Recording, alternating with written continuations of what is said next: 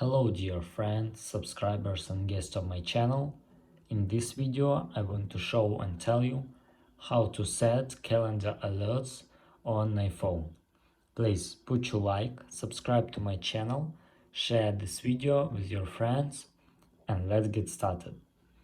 So first we need to go to calendar. After that you need go to calendars here.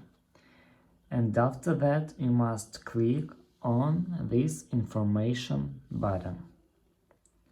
And after that you can click on this button. You can turn off this setting.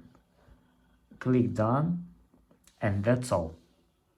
If you enjoyed this video and found it helpful, please subscribe to my channel, share this video with your friends. Bye bye everyone. See you later.